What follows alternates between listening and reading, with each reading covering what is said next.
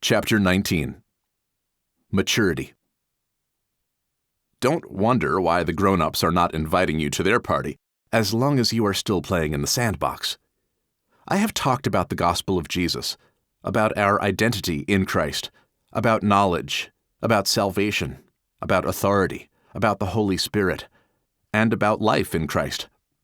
All these things are of no use to us as long as we don't apply them in our lives. The gifts of the Spirit have been given to members of our gatherings for the purpose of equipping and edifying other fellow believers, so that all can come to the unity of the faith and to the unity of the knowledge of the Son of God. God's intention, by doing that, is to bring us to a perfect man and to the measure of the stature of the fullness of Christ. The reason? So that we should no longer be children, tossed back and forth by deceitful teachings. Receiving what God prepared for our equipping and edification through those who have been appointed by Him for those gifts of the Spirit, through them speaking the truth in love, we should grow up in every way in Christ. The believers in Jerusalem are told that it is hard to explain the gospel to them because, by that time that the Hebrews epistle was sent to them, they should have been teachers already. But they still needed someone to teach them the basic principles of Christ again. And they had come to need milk again, not solid food. The solid food is for the mature. If we look in our churches, we may see the same things as back then among the believers in Jerusalem. We gather on Sundays and have a good time singing, jumping, and clapping. After we listen to a sermon, nodding or making some approving noises, we go home and come next Sunday again. Is this what Jesus came for? Paul stayed with the Corinthians for 1.5 years, teaching them everything he knew about life in Christ. But when he sent his first letter to them, he had to tell them that he couldn't speak as to spiritual people, but as to carnal and babes in Christ. He had to feed them with milk, not with solid food, because they were still carnal and could not receive solid food. Spiritual maturity comes only with understanding the true gospel of Jesus and by living the true life in Christ. The lack of maturity is the reason for most of the problems we are confronted with in our churches today, and maturity is achieved only by learning and by taking things seriously. Incapacitated children who cannot learn grow up, but their minds don't. Then you have a 40-year-old child trapped in an adult body. How sad is that image? And how often it is seen in churches, too. We need a discipleship system to train all members of our gatherings.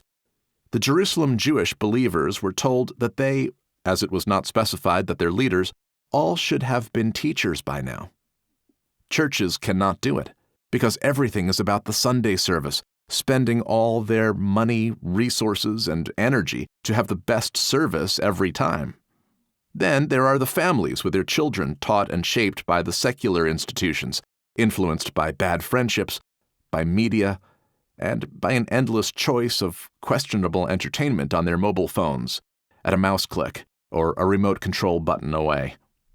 Let us pull together and start changing our minds from the old ways of thinking, inherited through our churches, and ask the Holy Spirit to teach us and lead us towards a system of discipleship which can help us to eliminate everything that is not of the Spirit and everything that is not of the new man who is in Christ. Is a change in the church system possible?